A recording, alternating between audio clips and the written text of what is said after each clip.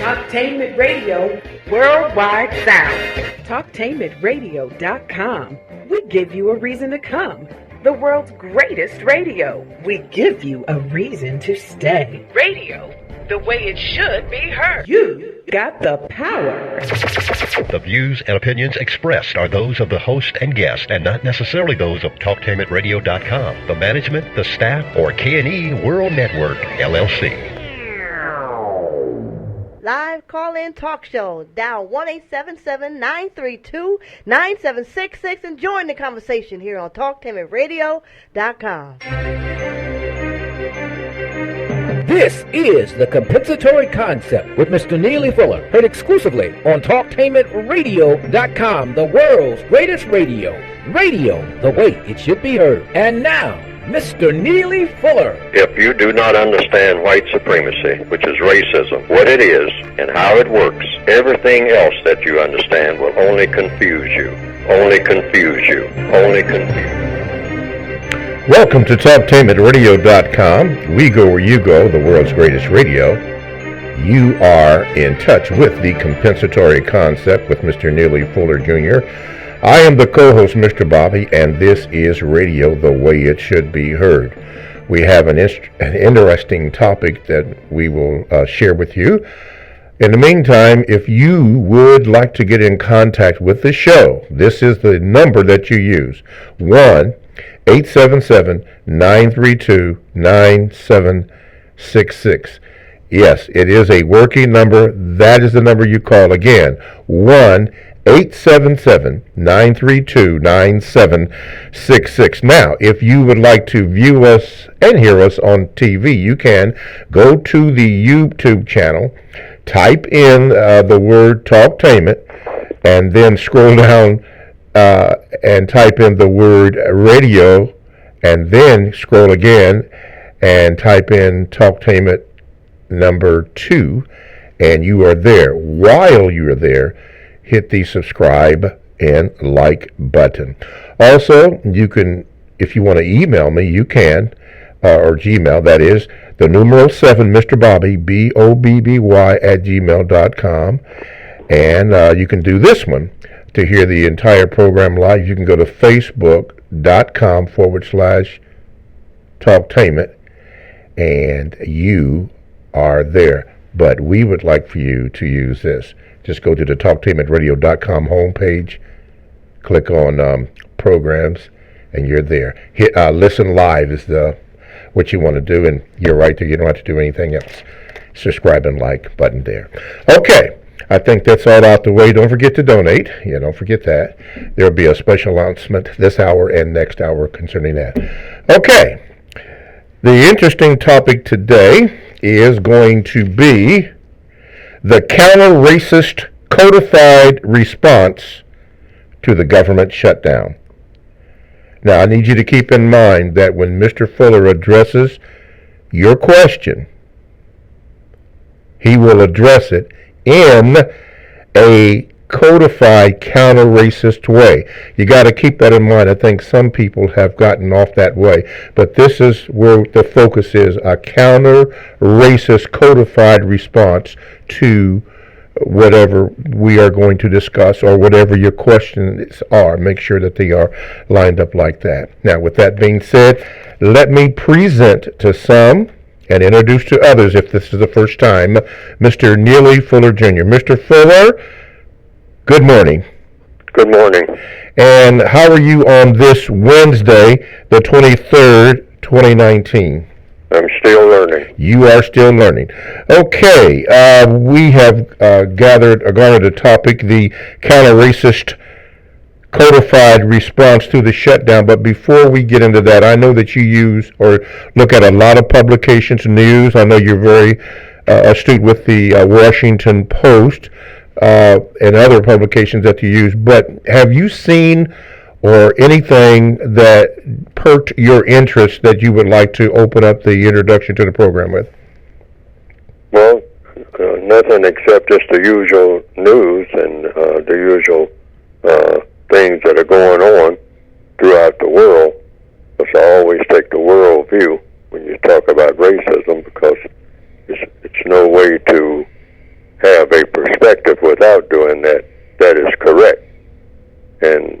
think that is constructive. And so you look at all of the details. You don't miss the details of what's going on in different places, even the smallest towns and villages and whatnot, but also keeping your mind on the big picture and what has to be done on the grand scale.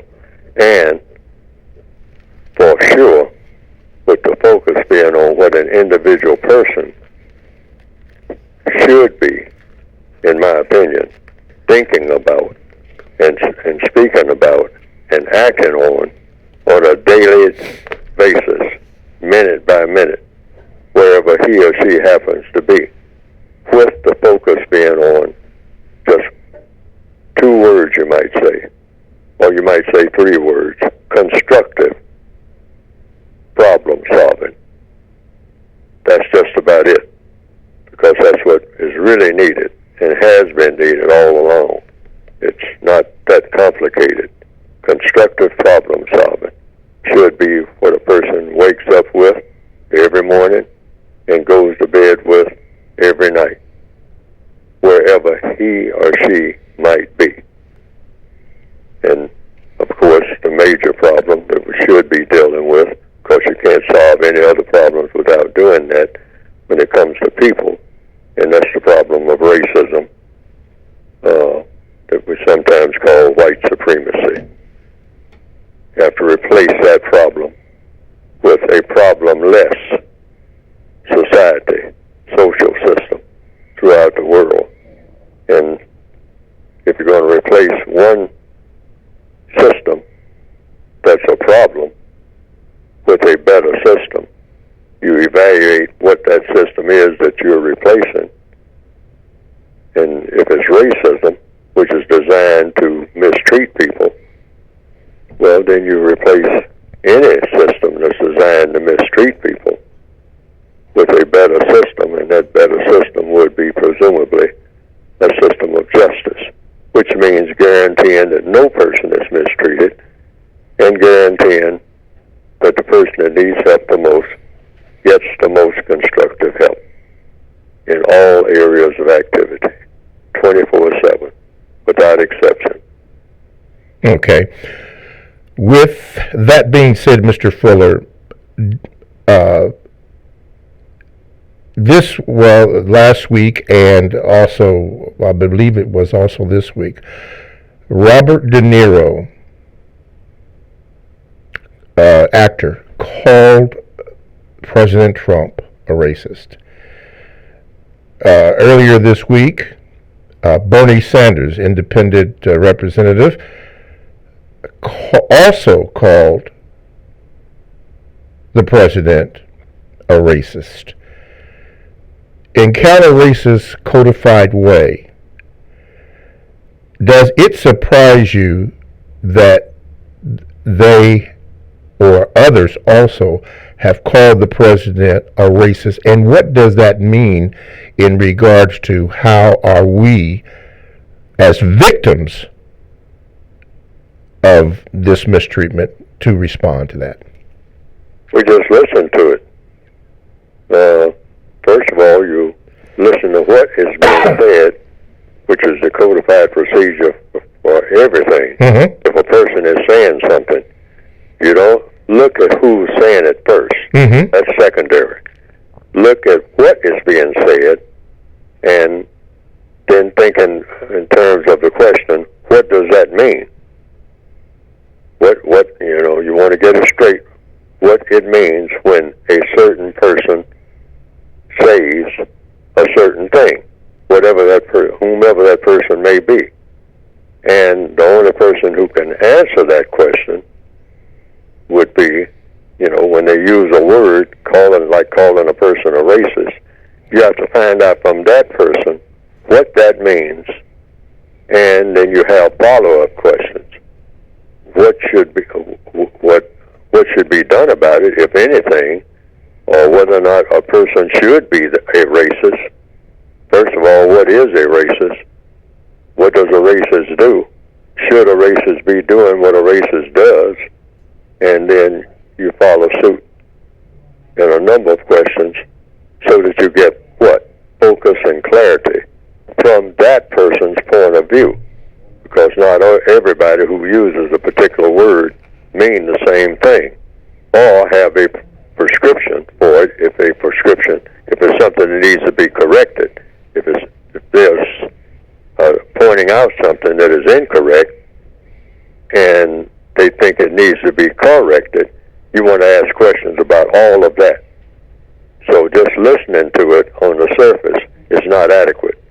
You just listen to it and say, well, it looks like one person is calling another person a name. Okay, what does that name mean? What are you supposed to do as a result of that? Because everything comes down to what are you going to do, not what the situation is. That's important because you have to analyze what the situation is. But what does the average person listening to this supposed to do? What am I supposed to do when I hear that? When I hear someone put a label on someone? Okay, and I'm not the one who's putting the label on the person.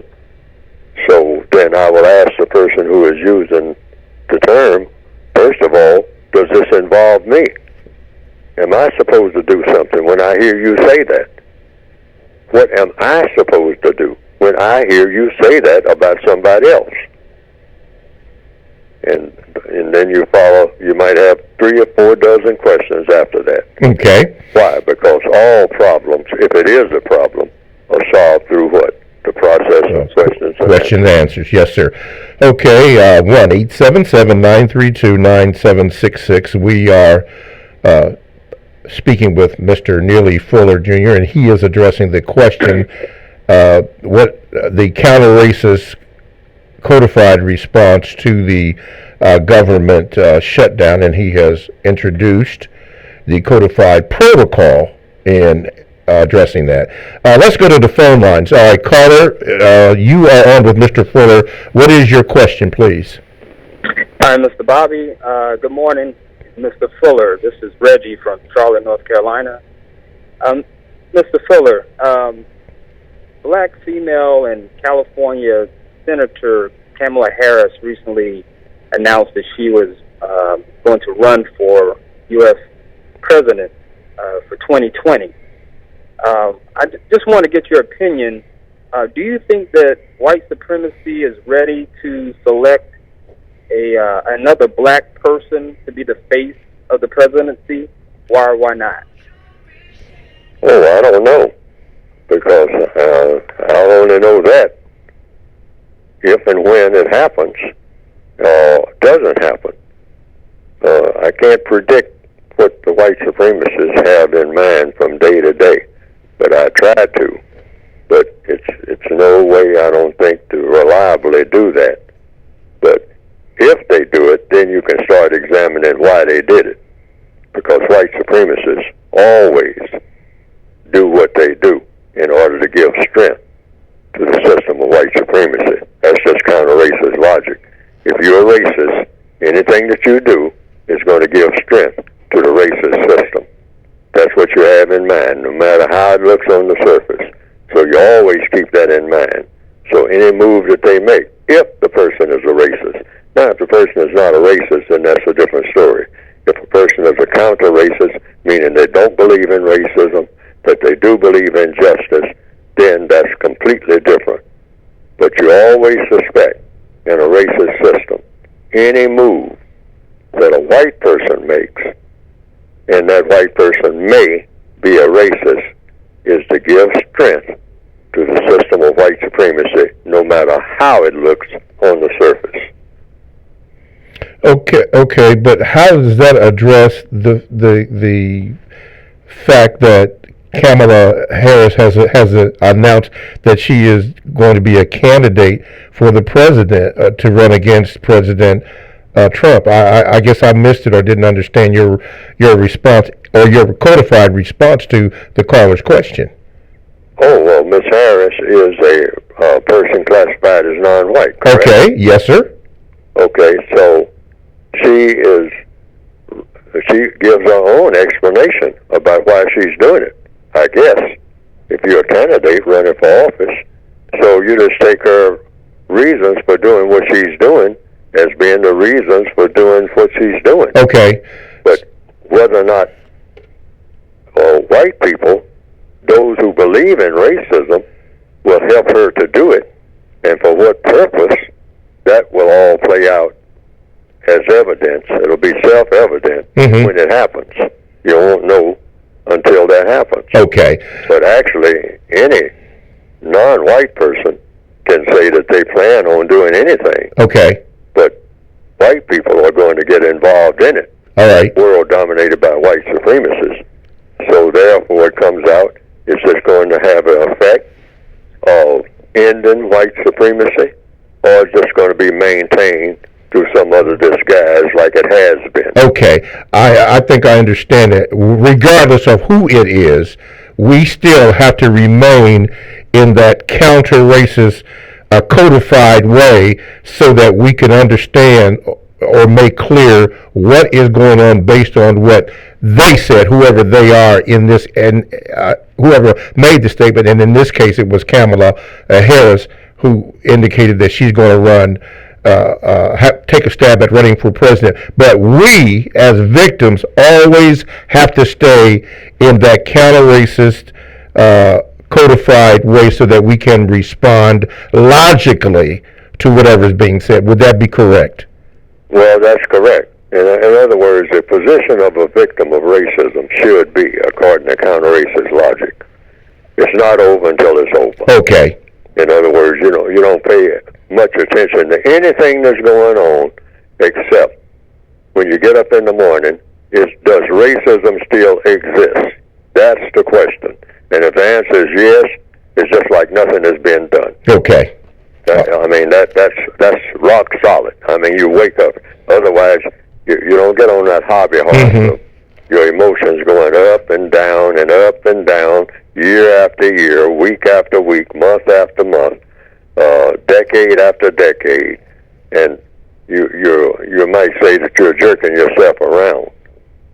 Okay. When you're in that type of mode. Okay. You wake up every morning if you're a victim of racism. And the counter-racist logic is, does racism still exist That's the on question. this planet? Yes, sir. Okay. And if the answer is yes, 0 is what you sent on.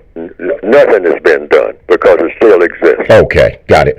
TalkTainMenRadio.com is a 24/7, no-charge, worldwide broadcasting facility with hosts delivering on various topics such as news, lifestyle, sports, law, health, wellness, religion, and politics. Now, here's one that I'm going to share with you, and if you missed it last night, you really missed it, and it is the Quay Morgan Hill Show.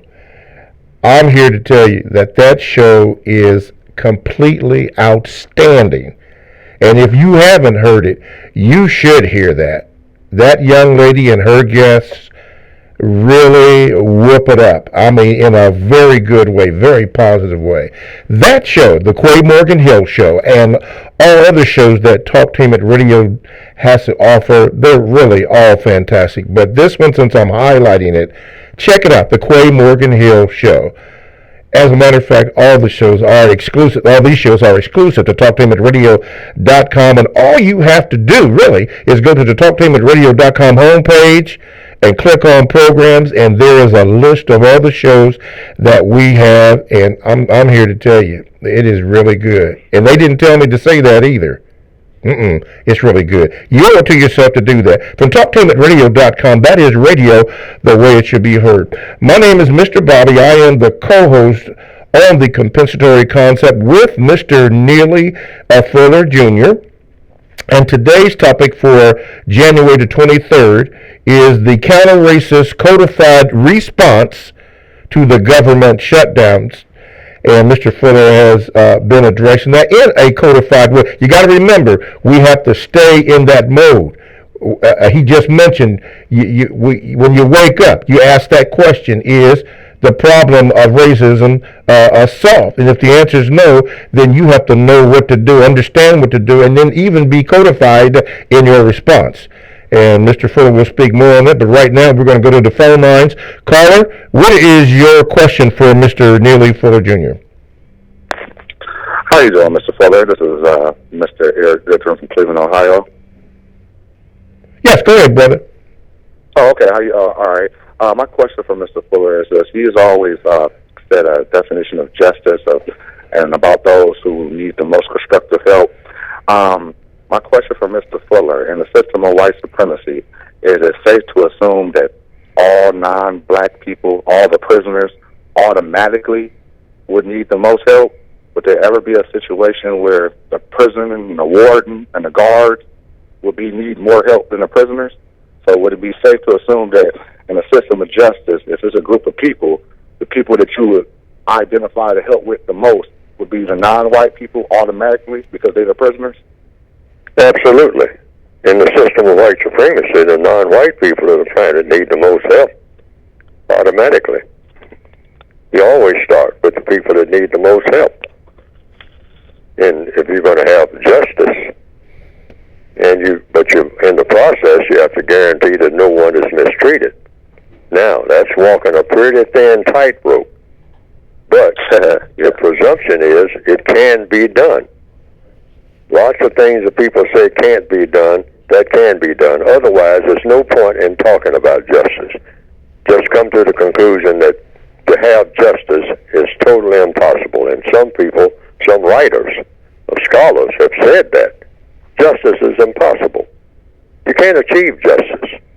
You can't have a world where nobody's being mistreated. You just can't, it can't be done. But lots of things that people say it can't be done have been done. That's been proven down through the ages. Lots of things that people said was absolutely impossible. Those things have been done.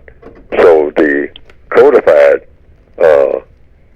ideology is any problem that people make, people can solve.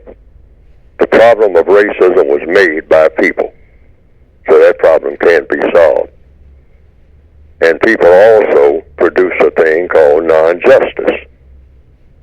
So if people produce that, you can have a world of justice. You can have a world of justice, and you can do it in record time. It doesn't have to be a long, drawn-out affair, like the white supremacists like to tell black people. Well, it takes time. It takes, another 5,000 years maybe. We might get it like it ought to be, or somewhat. It'll be a little shaky, and black people get in that type of thinking. One of these days, moaning and groaning, we'll just slowly, step by step, painful step, slogging through the mud, down a dirt road, pulling rocks and whatnot, and then maybe one of these days we'll see sweet Beulah land here on Earth, when it can be done in 15 minutes. We got to get out of that type of mentality. That slow drag. Mm-hmm. We've been taught that. Mm-hmm. The victims of racism have been taught that. And we have adopted it. We even sing songs that talk about struggle. Struggle. We're supposed to be going at jet speed, not struggling. It's just a matter of having determination and pushing the correct buttons. Okay. This is, 2019. We shouldn't even be having this conversation. We shouldn't even know what a conversation like this is like. Okay. Here is a question from the Gmails from Brother Reeves. He asked this, I guess this is a series of short questions. He says, Mr. Fuller, how do you respond to white people that deny there is a system of white supremacy? Is that as hard to prove as accusing someone of being a racist? And what follow-up question would you ask? Do you debate them or simply accept their answer and walk away? Well, if you give an example, if a white person says to me, or anybody says to me, that white supremacy doesn't exist, this conversation is over. Period. Because the premise is that it does exist. So there's nothing else to discuss. I'm going to act on the premise that it does exist. Now, that white person or whomever it is can act on whatever they think the premise is, because I am duty bound to be against racism and for justice. And if you say non-justice doesn't exist, that everything is just, that nobody's being mistreated, if you take that position, that's not a debate, not with me, as a victim of non-justice, as a victim of racism. There's nothing else for me to say. What else is it to say if that person has come to that conclusion? Now, if the person wants to discuss it and go into detail, I'm willing to do that at any time and all the times, which is what I do. If a person says, well, I could be incorrect, so let's talk about it. Okay. So we can talk, all right? But if the person says, now, I'm going into this discussion on the basis of I'm not going to budge an inch. Racism doesn't exist. And what you're talking about, buddy, doesn't make sense. And I'm not accepting it. There's no such thing as any white supremacy. So I'm not changing from that. Okay, well, I will talk to you, sir, when you change from that, because there's nothing else to discuss. Okay, so then that answers the last part when he said, do you debate them or simply accept their answer and walk away? You just walk away because, as you said in the beginning... Well, you tell the person. Yeah. You're always courteous. You tell the person, well, there's nothing else for me to say. Right. I've already taken a position. This is a position. I'm not budging from that position, and apparently you're not budging from yours. So what you're telling me is basically that it quite possibly I'm duty bound to suspect this, that you are racist, sir. Of course, I would suspect that anyway. Okay. So that means, you're taking a position of an enemy, my enemy, based on my color. You think that you have a blank check to mistreat me on the basis of my skin color. That's your criteria, and I'm taking a position that you don't. Okay. And so therefore I'm supposed to be codifying myself as best I can to eliminate your position, period. All right. Quickly, because we're almost up against a break, but he asked this, based on what you just said, he said, is that as hard to prove as accusing someone as being racist? Oh, you never accuse anybody of being racist. Okay. No victim of racism ever accuses anybody of being racist. You only say, according to the code, I suspect you could be one. Why? Because I have no reason to suspect otherwise. In a system of white supremacy, if you're classified as white, you could be a white supremacist, since there is, as far as I know. Now, I don't know everything, but somebody might have a master list of every white person on the planet who is indeed a verified racist. There might be a list. I haven't heard of any such list. If I heard of that list, I would like to gain access to it. Yes. So anytime I'm talking to a white person, I would just go down the list. I would just hit the buttons on the computer, go down the list. Their name is not on the racist list. So I would say, oh, this is Mrs. Schumann, and her name is, say, Helen Schumann, and she's a white lady.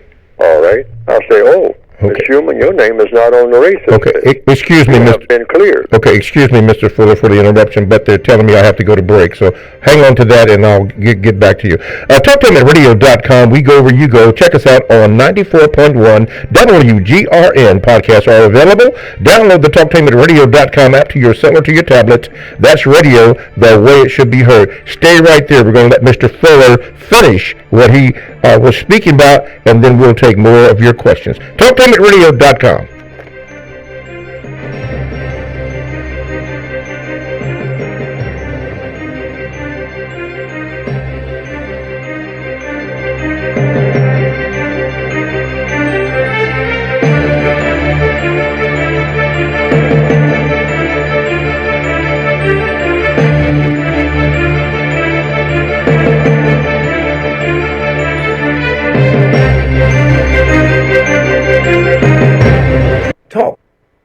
TalkTainmentRadio.com is proud to present the compensatory concept. It is an effective system for countering the effects of white supremacy. TalkTainmentRadio.com is able to carry the first hour. However, the cost for the second hour is exceeding our limited budget. That is why we ask for your kind assistance in keeping the second hour on the air. If you believe like we do, help us in this struggle for justice. Go to the gold donate button on the TalkTainmentRadio.com web page and hit the gold donate button. That's the gold donate button. And please donate. Help us to keep the second hour of the compensatory concept on the air. Thank you. Looking for something special for your club or group? Take a trip.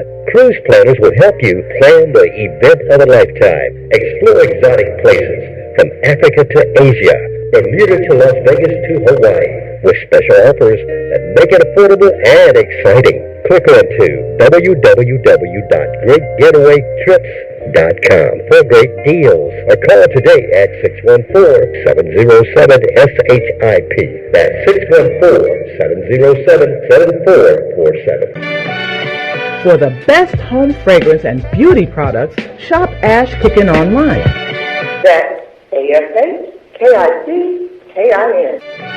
Made with 100% natural quality ingredients and handcrafted with your family in mind, Ash Kickin products are better than those other guys. Ash Kickin candles, incense, body butter, face moisturizer, and hair moisturizer are priced just right, and you can get yours at 10% off with coupon code TALK17. Support this 100% black-owned business and get your home and body smelling and feeling all right. That's ASHKICKIN. Shop Ash Kickin online at www.ashkickin.com. Are you ready for a high school that allows you to work at a place that is right for you? Are you ready to earn a certification in healthcare, business, or manufacturing while achieving your high school diploma? Then you are ready for Life Skills High School, a free public school option for high school students 16 to 21 years old. Learn more about your free high school educational options at lifeskillshs.org or call them at 1-800-888-7992. Life Skills High School, education that fits your life. If you or someone you know is abusing drugs and or alcohol and want to stop the abuse, contact APDS at 1409 East Livingston Avenue. Office hours are 9 a.m. to 8 p.m. daily and 9 a.m. to 3 p.m. on Saturday. APDS is certified by the Ohio Department of Mental Health and Addiction Services and primarily funded through the Adam H. Board. Fees are based on your income and Medicaid is always accepted. For more information, call 614-253-4448. This is Al Edmondson, owner of a Cutter Brother Rest Barbershop. I'm calling on all barbers and beauticians. It's time for us to unite as one. We can serve our communities better together. Join the Ohio Black Barber Beauty Network. For more information, visit www.obbn.org or call 614-427-3226 to get more information. Be the change that you want to see in your community. Join our network. Sex Code War by Kahari Inaharo, the author of the Essence Magazine bestseller Race Code War, is releasing his second book, Sex Code War. Be on the lookout for Sex Code War. Here's an idea. You've heard of the notion of pay it forward. It comes from the 2000 movie Pay It Forward.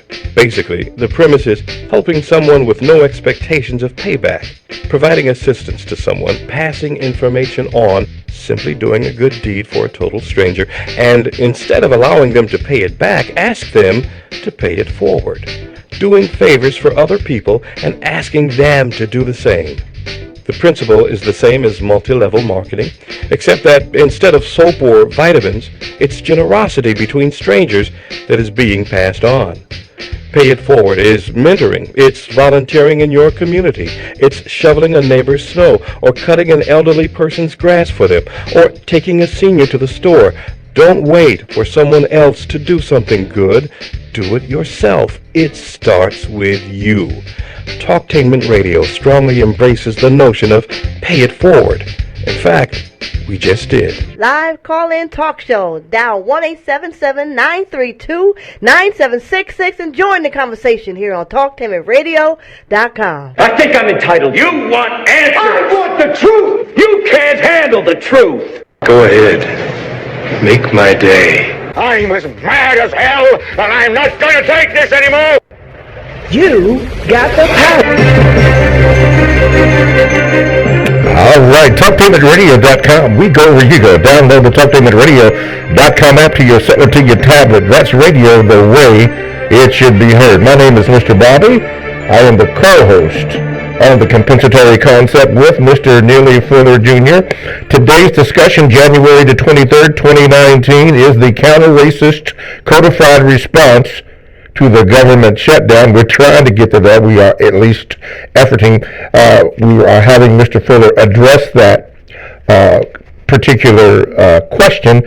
And as you noticed, as he always does, all of his answers are stated in a codified response. So this is nothing new for him, which is the way that we should be thinking, because he indicated in the first segment that when we wake up in the morning, that is what we should be thinking about, or asking this question: has the problem of racism been solved? And if the answer is no, then this is what we have to do, and there's a code to that. Before we get to the phone call, Victor Palmer, this is your opportunity to call in. You did ask me, so you can call in 1-877-932-9766. Aisha, if that's the correct pronunciation, excuse me. Your question is forthcoming in Homeschool 257. We got you on deck, okay? So just hang on, we'll try to get to you. But before we do, we're going to take a phone call. Okay, caller, you're on with Mr. Fuller. What is your question? All right, Mr. Fuller, I'd like to ask a question with a short follow-up, if you don't mind. Yes, sir. Go right ahead. All questions are valid. Okay. Now, what is your codified response to a victim of white supremacy that understands that they are a victim, but they have sexual contact with white people? And you say, sometimes about the slave that might get the extra cornbread, or the one that gets, to stay in the house. They may have done favors for those privileges or whatever. So what is your codified take on a slave understanding that there's a system, understanding that they're victims, but they still have sexual contact with white people for benefits? Oh, we all do. We all have contact with the white supremacists for benefits, because we are prisoners of war. So if you're a victim of white supremacy, a non-white person anywhere on the planet, any time of day or night, you are a prisoner of war. You were born in prison. So therefore, if you get some cornbread, or if you have a weakness for a white person sexually and all like that, that goes with the territory, because you're a prisoner. So what you say about it is just that. Prisoners of war act like prisoners of war. That's why we have to get rid of the system of racism, because it is what it is. Will remain this way. Our existence doesn't really mean anything. We say Black Lives Matter and all like that. Matter in what context? See, when this is an excellent statement to make, but then that calls for a lot of in-depth discussion. How do Black Lives matter? And what do they matter for? In order to accomplish what? What makes a black life matter? See, it might be 1,000 questions right behind that one statement. I understand a couple of black ladies coined the phrase, but if you're going to discuss that, that calls for maybe 20 questions, maybe 30 questions, maybe 3,000 questions. Matter how, when, where, in what context, as compared to what, as compared to whom, in what area of activity. So in answer to the question, oh yes, what's your response to it? That's to be expected. That's the response. Anytime a black person does anything in the system of white supremacy, whether it's correct or incorrect, it just is what it is. You're still a prisoner of war. See, this is why it's so imperative to just concentrate on one thing, not pecking around the edges of the system of racism like it's supposed to exist forever. That's what we have been doing as victims of racism. No, it is a system of government that should never have existed in the first place. So you always look at it like that. You don't look at it any other way. Something that never should have existed at all. Not for one fraction of a second. No one is supposed to be mistreated because of the color of the skin. That is insane. Yes, sir. Yes, sir. That is super insanity. What is your second? Oh, I'm sorry. Go ahead, Mr. Fuller. People shouldn't be mistreated for any reason. But, I mean, that is one of the most shallow reasons you can, that's like saying a person that has one fingernail longer than the other is eligible to be mistreated. It's in the same context. The color of the skin makes you eligible to be mistreated. The fact that this has lasted so long, an idea like that shouldn't have taken off for even a fraction of a second. That should have been laughable. For the first person to even mention that. But it's no joke. No joke. And it has become the most powerful government that the world has ever seen, called the system of white supremacy, where every non-white person is made by, even before birth, to be eligible for mistreatment by anybody who is white, in particular, and if it fits the occasion to satisfy a person who's classified as white, anybody who's non-white can mistreat another non-white person. That's the whole racist doctrine. So therefore, in a capsule, you should expect anything to happen that shouldn't happen in the system of white supremacy to a non-white person. What's your second question, or rather a follow-up question, sir? So, other than destruction, how can victims of white supremacy or racism take apart a system that they don't have the tools to take apart with or the know-how? Other than destroying the system, like with violence or just blowing it up or whatever, how does a victim take apart something that someone else put together or another group put together without the proper tools and the know-how? Okay. We're doing it now, just by discussions such as this. In other words, in order to take something apart, you have to know how it's put together. See, what has been a huge problem among black people, particularly in the Northwestern Hemisphere and presumably throughout the entire world, is that we pay strict attention to each other. We wake up in the morning and go to bed at night thinking about other black people. We're trained that way. We don't pay attention to anything else except when we're forced to. If we stop and think about it, that is a huge weakness. When you're a prisoner of war, you don't go around the prison yard spending your entire existence studying other prisoners. You're not going to learn anything doing that. You study the prison that you are in and who's running it. This is how you codify. Counter-racists codify. Yes. Get out of prison. Counter prison. This is how you counter the prison system. You can't learn nothing by studying other prisoners. That's what we do. That's what Andy Dufresne did in the movie Shawshank Redemption. He studied what was going on. He studied the prison that he was in. He didn't pay a whole lot of attention to the activities of the other prisoners. Yes. Even though the other prisoners were abusing him and all like that, he tried to think beyond that. Yes. He studied the warden. Yes. He got access to the warden's office. Yes, he did. All right?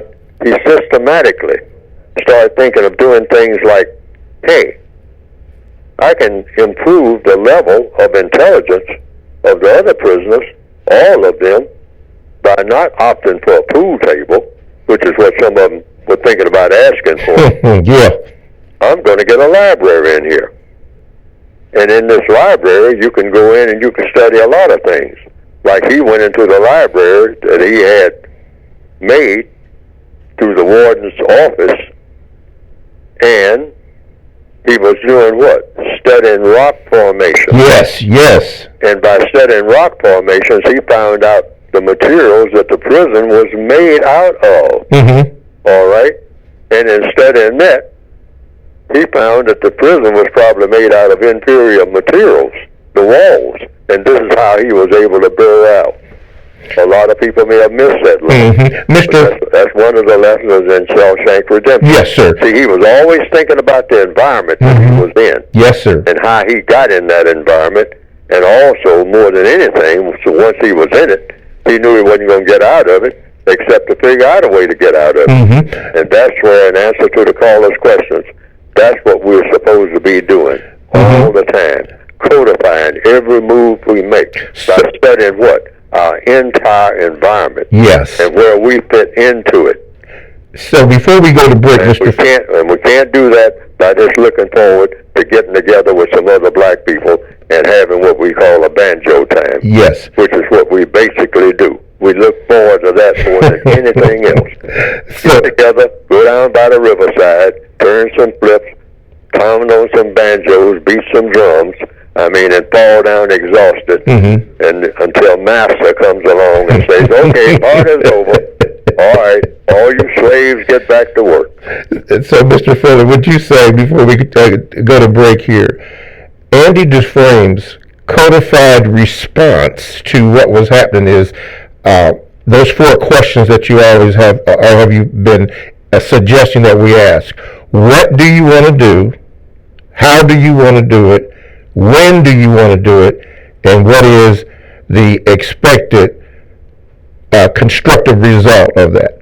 No, the questions are, what do you want to do? Yes, okay. Ask yourself that every day when you get up. What do you want to do? And then the next one is, why do you want to do it? That's very important. Underline why. Why do you want to do this thing that you want to do? You know what you want to do. Why do you want to do it? And then the third thing is, how do you plan to do it? Because if you're going to do something, and you got a reason for doing it, well, you should have a plan. Whether it's constructive or non-constructive, you should have a plan. Why? Because if you don't have a plan, it's likely not to work. So you sit down and map out a plan, but you first have to know what it is you want to do. A lot of people can't even answer the first question. Oh man, I just do something. It's whatever people tell me to do. That's how I live my life. That's all it is to it anyway. Do something. Don't make no difference what it is. And see, that's a model prisoner in the system of white supremacy. Just drift along, go out in the prison yard, walk around, walk over here and talk to this prisoner about a whole lot of nothing. And then you get tired of that, and so you walk over there to the other prisoner and talk about a whole lot of nothing, and get tired of that, and then go back to the prison cell and do the same thing over and over again for the next 2,000 years, if you're breathing that long.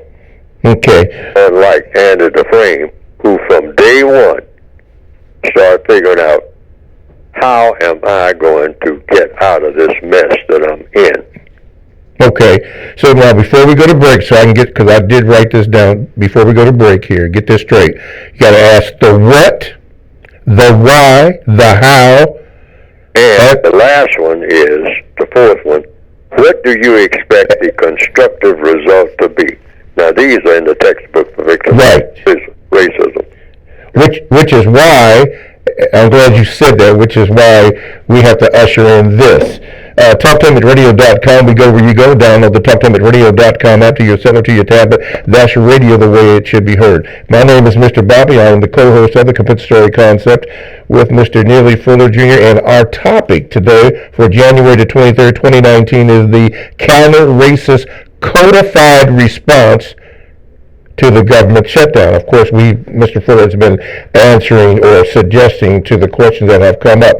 But it is at this particular time, since he mentioned it just a moment ago, about it's in the book, this is the time that we have selected that Mr. Fuller speak briefly about his publication. Mr. Fuller, go ahead, please. You can get the book by going to producejustice.com. That's producejustice.com. And what you'll see on the screen is a textbook workbook for victims of white supremacy.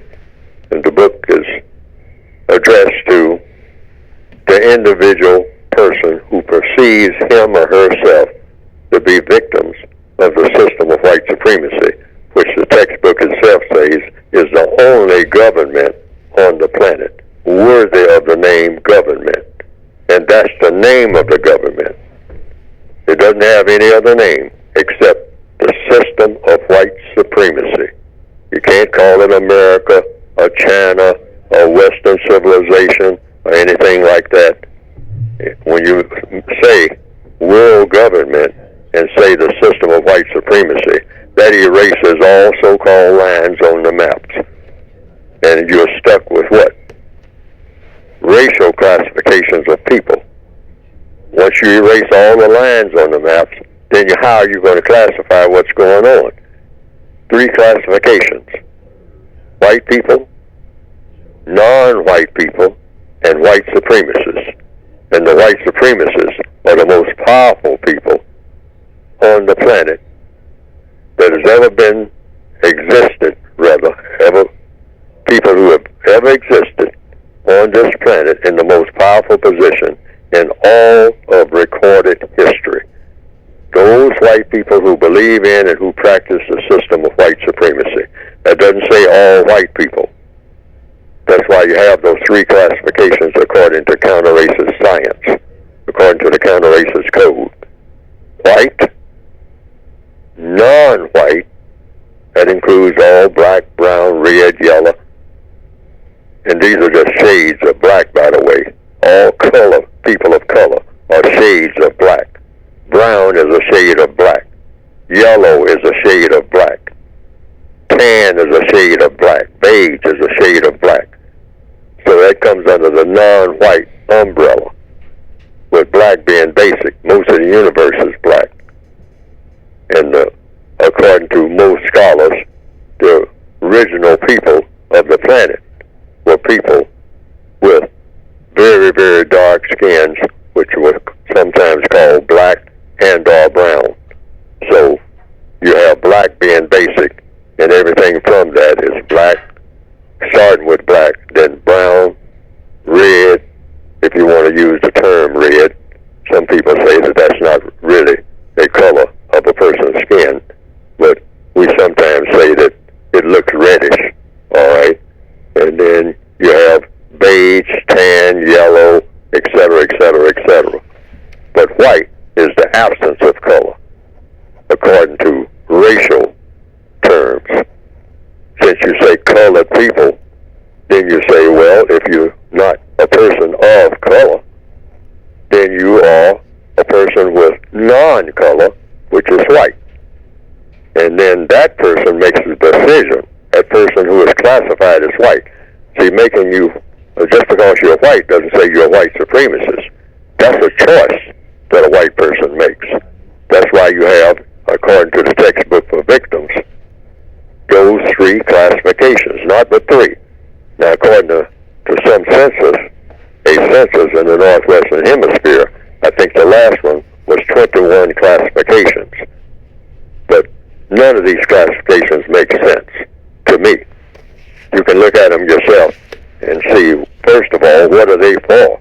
What are these classifications for? Why classify people by race in the first place, unless you have some type of agenda? And what is that agenda? Okay? And then if you notice in the Northwestern Hemisphere, white is at the top. Whereas if you're going to take it in alphabetical order, Afro-American or Asian or something along that order would be at the top if you're talking about alphabetical order, like most things are. But there's a reason why white is at the top when you take a census. And it doesn't have anything to do with the number of, the population or anything like that, I don't think. So I won't digress, but I just wanted to throw that in there because that's what this book is about, straightening out this mess called racism, which never should have existed in the first place. Nobody should ever be thinking about even making a race of people. Racing against what? In order to accomplish what?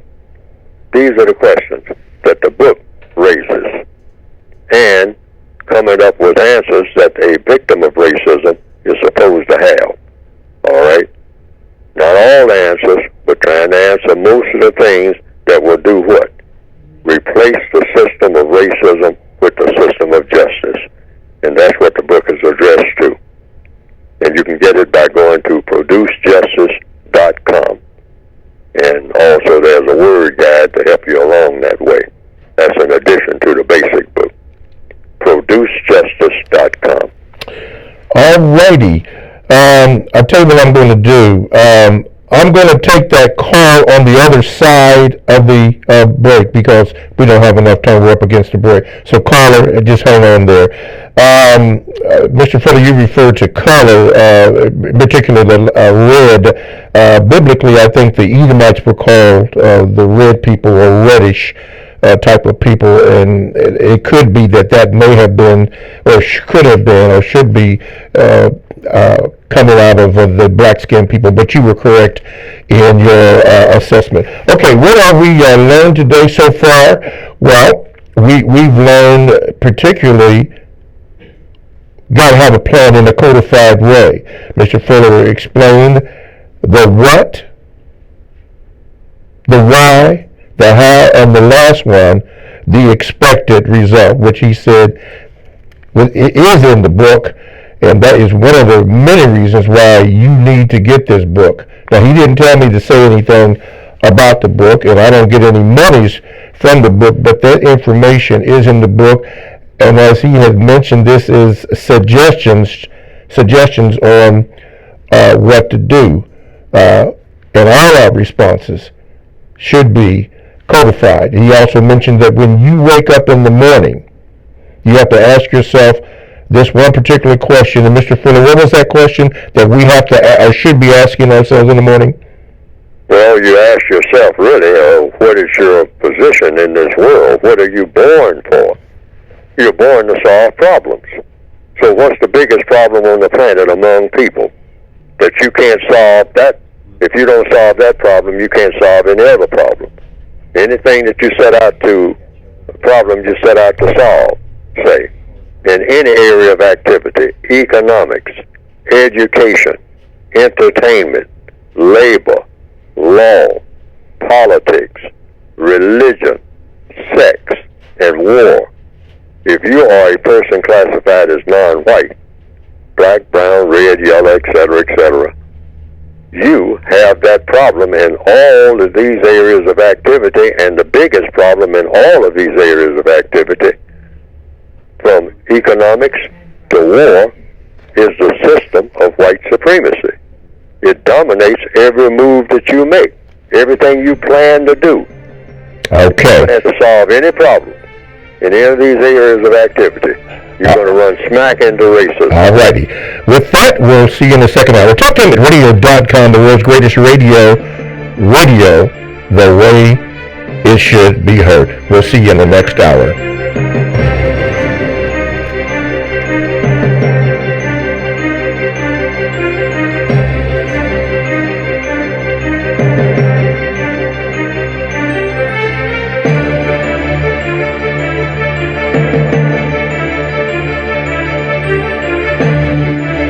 Thanks for listening to the Compensatory Concept with Mr. Neely Fuller, heard exclusively on TalkTainmentRadio.com. the world's greatest radio. The most important question in all racial matters is why.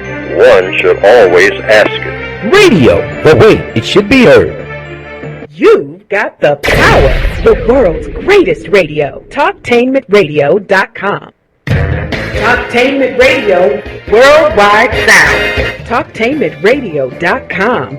We give you a reason to come. The world's greatest radio. We give you a reason to stay. Radio, the way it should be heard. You got the power. The views and opinions expressed are those of the host and guest and not necessarily those of TalkTainmentRadio.com, the management, the staff, or K&E World Network, LLC.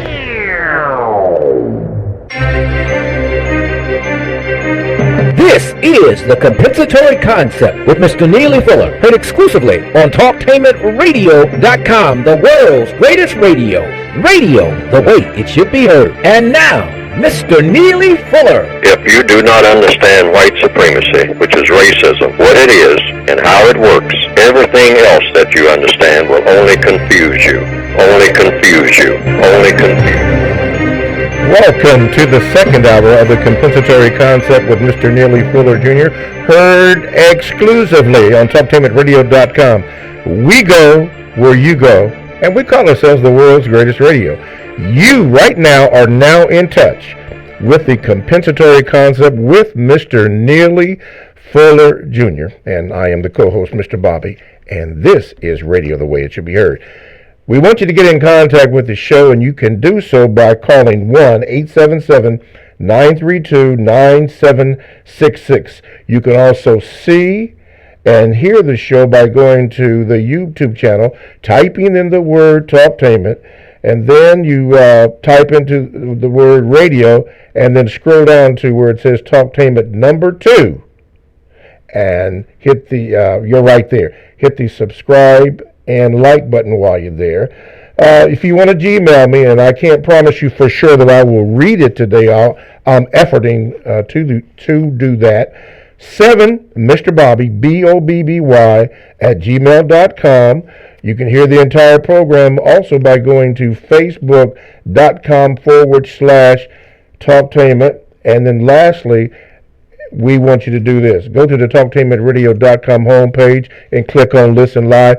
Bam, you're right there, and hit the subscribe and like button there.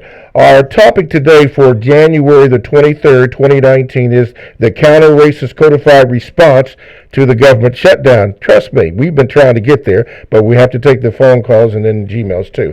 With that being said, we are going to go to the phone lines, and caller, you are now on with Mr. Fuller. Go ahead, please.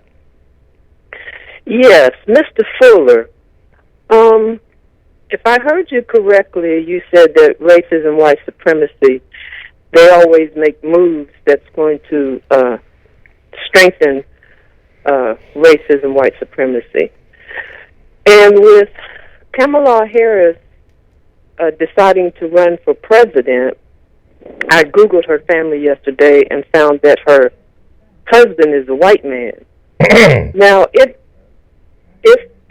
the Electoral College decides to allow her to become president of the United States, this is what I see, and I want to get your opinion on it. That they will put a black face as president to pretty much try to calm America down, but then at the same time, with her husband being a white man, we have what I perceive is that them putting her, the perception is that this is a white man that can put her in her place or convince her covertly or overtly or without her knowledge to support racism, white supremacy, and I wanted to get your input on that. Well, like I said, the criteria according to the code is you can look at all these things and take note of it, take mental note, without making any comment. You just simply say, does racism exist? Or does it not exist? And if it still exists, every white person is suspect in keeping it in operation, because that's what it takes. It takes the majority of the white people of this planet to keep racism operating. Now, who the racists are, you can just blanket, just make blanket remarks about that, and just simply say they are who they are. We don't know who they are. I don't know who they are. Nobody points them out to me.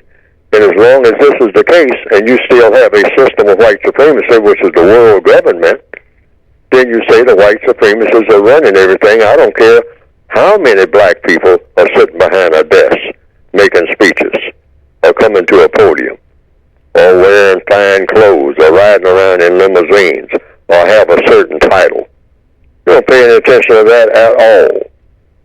This is 2019. That doesn't mean anything. The only thing that means anything is that, do you still have racism in operation as the dominant government of this planet, or don't you have? One way or another. And if the answer is yes, all of that, people who gets elected to this, and who's holding this position, and who has a title that's got a position that has 15 titles to it, matters not one iota of anything. Does racism exist, or doesn't it? Is it the dominant government on the planet, or is it not? And if it's not, what is the dominant government on the planet? See, that's how you do the equation, mathematically. That's how you come to the logic. Some people will say, oh, racism isn't the dominant government of the planet. I mean, no, white supremacy, that ain't the dominant government. You got white supremacists, but that's minor. I mean, the real government is something else. Something else like what? Something else like what? That's the question. And as long as you can't come up with that something else and prove it by evidence, white supremacy is the government, and it doesn't make any difference which black person is doing what on any given Wednesday or Thursday or Sunday. That doesn't matter at all. You either have it or you don't. 2019, maybe 7,000 years ago, we could look at it a different way, or whenever racism began. But in 2019, we shouldn't be looking at it like what black person has what position.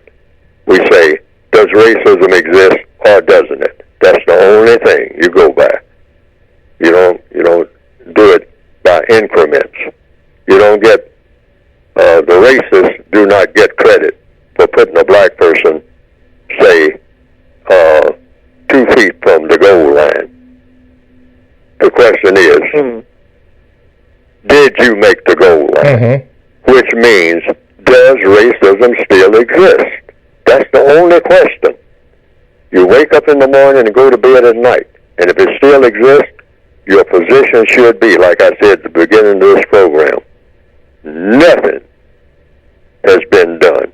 No progress has been made at all. That's the only way to look at it in 2019. Then, what does this do when you have that type of mentality? When you say no progress has been made? None.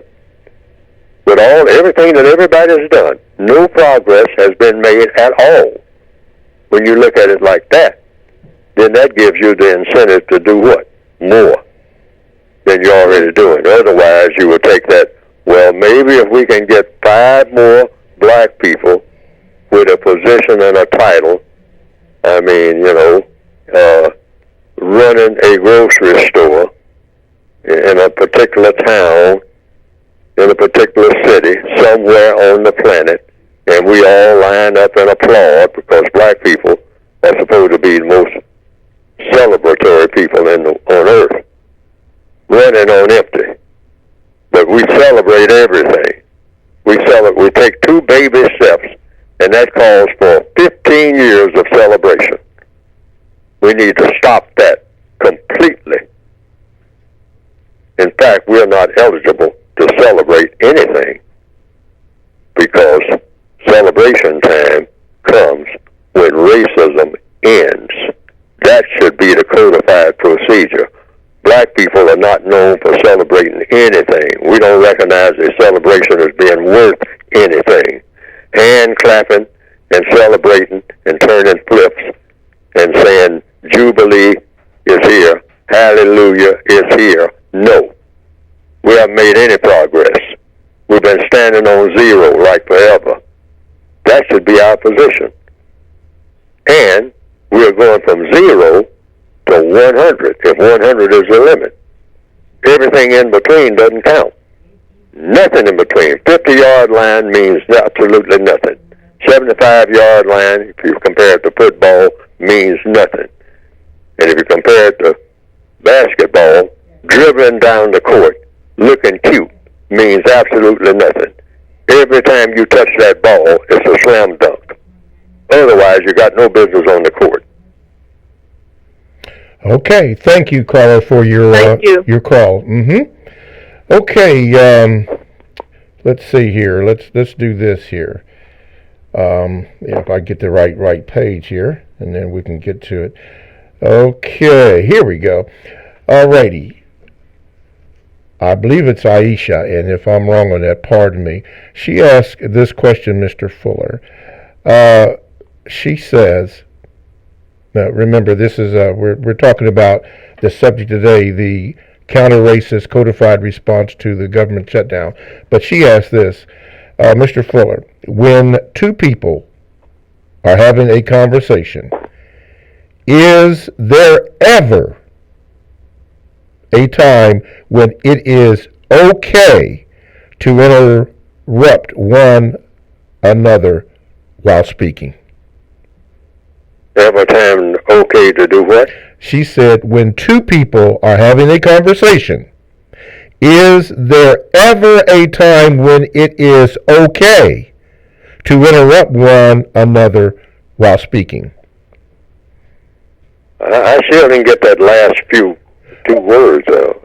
She said, is it to what? To interrupt. Interrupt? Yes. No. And I have done that. I've interrupted people on occasion, and that is an absolute no-no. You don't interrupt. You wait until the person says whatever the person has to say. That's just courtesy, and that is what you call constructive conversation.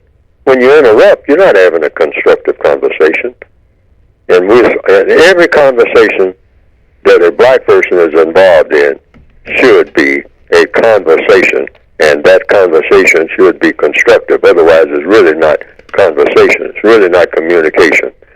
And black people should, this is January of 2019, we should say, you should set as your goal, one of your goals. Never have an argument with anybody. There's a difference between an argument and a conversation. Now, what's the difference? A conversation is designed to come to a constructive conclusion. An argument is just that. It's a whole lot of fumes and smoke and yelling and name-calling maybe. No, none of that. And if you find yourself drawn into that, what you do is say, I will talk to you at some other time. That's the codified procedure. Sir, ma'am, it looks like we are moving from a conversation to an argument. That's never supposed to happen. Conversations are supposed to lead to something constructive. You don't go down the road of something non-constructive. And when it looks like this back and forth is getting to be non-constructive, you say, sir, ma'am, I will talk to you at some other time. And then you dismiss yourself. If you don't do it physically, you dismiss yourself from saying anything else, because that's your final statement at this particular time. Sir, ma'am, I will talk to you at some other time. Now, they can continue talking, but you don't say anything else. Why? Because you don't want to argue. Arguments don't produce anything. Conversation does. Okay.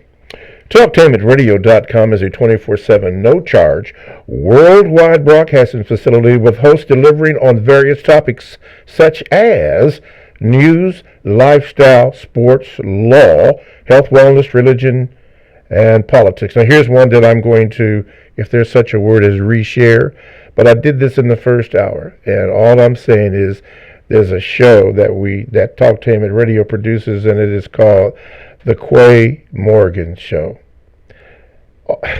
Okay, in the vernacular of some people, it is completely off the chain.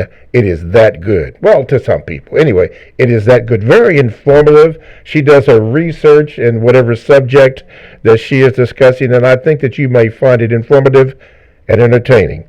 That and other shows that we have here at Talktainment Radio, and trust me on this one, we have the exclusive.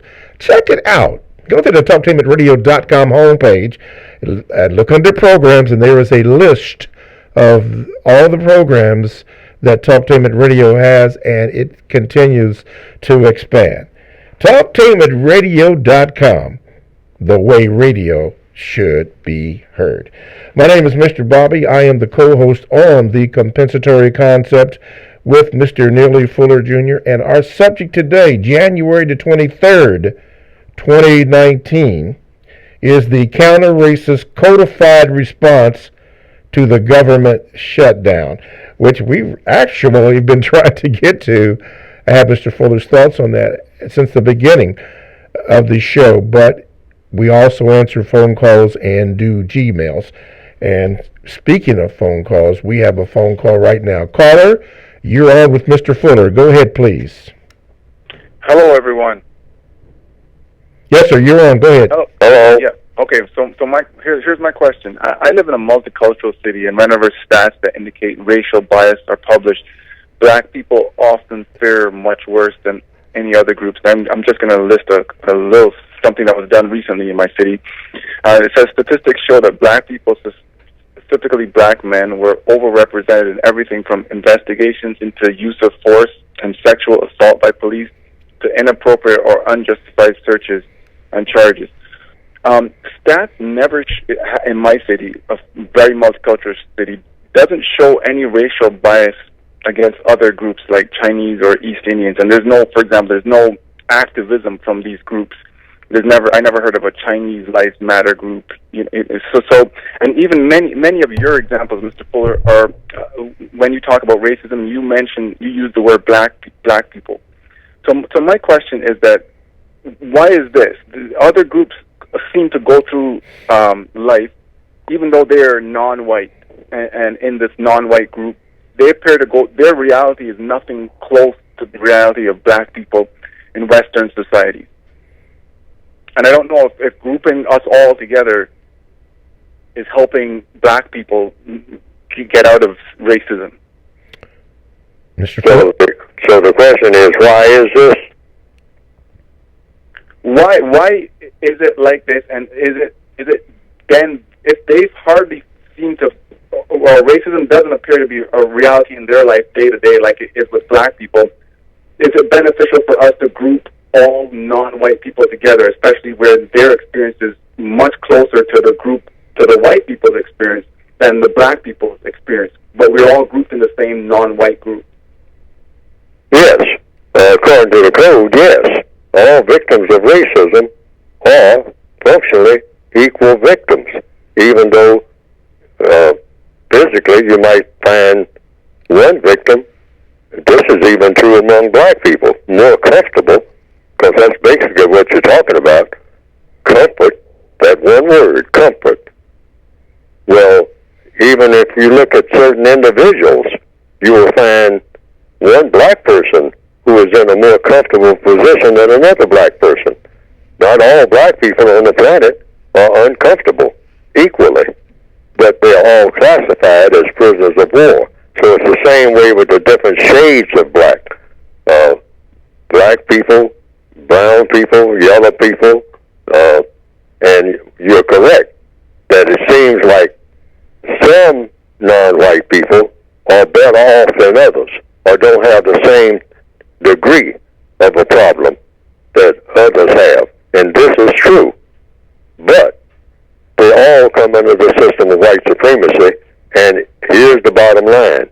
The white supremacists determine what your status is going to be. So the white supremacists will say, well, I got some people here that I call East Indians, all right? So I'm going to position them, because I teach them all. They don't know nothing except what I teach them, all right? So I'll teach them to run this type of business, run that type of business, and all like that. And I'll allow them to do that. And I will position the places where they will be allowed to do it. They're not going to be allowed to do it anywhere. They're going to be allowed to do it where I assign on this planet. Now, I'm talking about not neighborhoods, or so-called multicultural, which there's a problem with that term, too, because all cultures are all cultures have different, culture is nothing but what you're doing at the time that you're doing it. So when you say multicultural, every person is multicultural, because every person does different things from one minute to the next. You pick up a pot or a pan, or you drive down a street. So your culture, when you're driving a car, is car driving culture. Doesn't make any difference who's driving the car. That's your culture at the time you're doing it. But the white supremacists say it. They put this thing in black people's minds or non-white people's minds about culture is something very mysterious, and only it's something you put in a green box and you hide it in a closet somewhere. And every now and then somebody goes and discovers, oh, I found East Indian culture, or I found black culture. This is black culture. I found it in this green box in the closet. I found it up under the Great Pyramid. Culture is nothing but what you do at the time that you're doing it. If you are participating in a drive-by shooting in New Delhi, India, and you are called an Indian in New Delhi, and you are participating in a drive-by shooting, drive-by shootings is East Indian culture. If that's what that East Indian that's doing it is doing it at that time. And that's all that it is, and nothing else. Doesn't make any difference what he has for breakfast that morning, and they say that's East Indian food. That's just food. Okay. Wow. All right, let's go to the Gmail. This is from Homeschool257. Good rising, Mr. Fuller. My question for you is this. How do you keep from having an emotional response every time a racist and or suspected racist tries to induce one? And how do you teach your children how to rein in their emotions, especially teenagers? Controlling your emotions comes from attaching your emotions to logic. And that applies to everybody. That doesn't have anything to do with age. You use logic. Your emotions are supposed to lead you to logic. Now, the white supremacists, once they capture people, the one thing that they tell black people is that you can have all the emotions you want. You can be as emotional as you want. Black people are very emotional. Black people, they get mad in a minute and get happy in a minute, and then they get sad in a minute, and it is all over the place. Just a bundle of emotions, But a white person is steady. Why is that white person steady? For the most part. The average white person is much steadier than a black person. Why?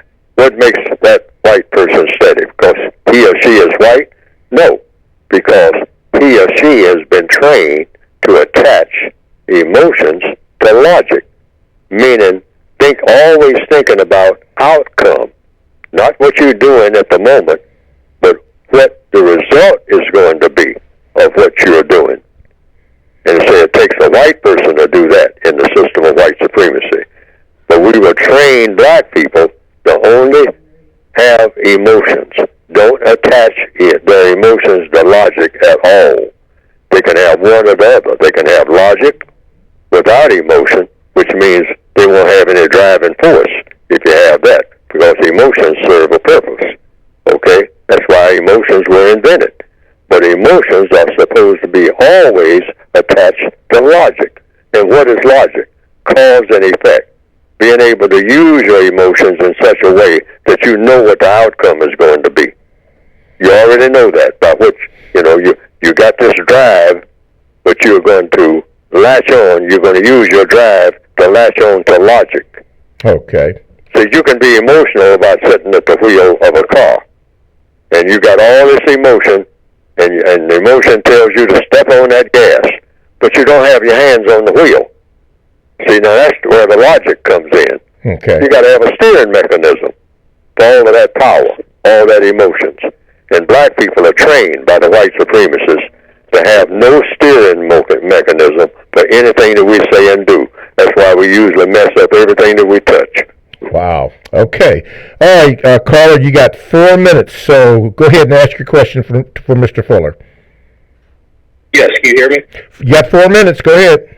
Okay. Hey, how you doing, guys? So I wanted to ask Mr. Fuller about materialism. I noticed that especially blacks we put way too much value on like clothes with a name on it, shoes with a name on it, cars with a name on it. So I was thinking that we need to just buy more plain things, and what I mean by that is maybe just like a plain T-shirt, a plain pair of shoes, a plain pair of pants, until we can get over this materialism. So I was wondering, Mr. Fuller, when you shop, do you avoid, say, the big names like Ralph Lauren and Tommy Hilfiger and names like that because our minds are so destroyed? Mr. Fuller? The code says always be mathematical in what you do in order to produce a constructive result. And that comes to anything that you do. That's under economics. Economics is how you use your time and your energy. And that will also take in whatever things you touch. Time and energy. How do you use your time and energy? That's the most important things that you have. So in order to use your time and energy in an efficient manner, you just have those things that will support the most constructive things that you do in the use of your time and energy. So how many clothes do you need to use the time and energy that you need to do the most constructive things? How many vehicles do you need? What type of vehicle, if you need a vehicle at all right? And just anything that will get the job done in the most constructive manner. That's it. And since you mentioned clothes, even in style, some years ago, decades ago, someone asked me about what do you say when someone says something about the style of clothes you're wearing, because they're saying that it's out of style or something like that. But you are wearing it because it does what you want those clothes to do. I mean, it's adequate, it's neat, as the code says, that the clothes have to be adequate, or they should be for the weather and whatnot, and for appearance, and neat for appearance, just neat enough. I mean, that you don't attract undue attention or hostile attention where somebody wants to do harm to you or something like that. And that's adequate all the time if you're talking about clothes. And you can say your clothes are always in style. If you start talking about style, your clothes, and you can say this, because I said this to an audience once. I said, what can you say when someone is kind of, making snide remarks about something you're wearing? Okay, I'm sorry, Mr. Fuller. I really am, but they're telling me I gotta take the break. I'm sorry. Yes, sir. We can pull. I'd like to get back to this one. Yeah, we'll get back to that one. Okay, thank you. TalkTainMenRadio.com. We go where you go. Check us out on 94.1 WGRN. Podcasts are available. Download the TalkTainMenRadio.com app to your cell or to your tablet. That's radio the way it should be heard. Stay right there. Mr. Fuller's going to blast it off when we come back on TalkTainMenRadio.com.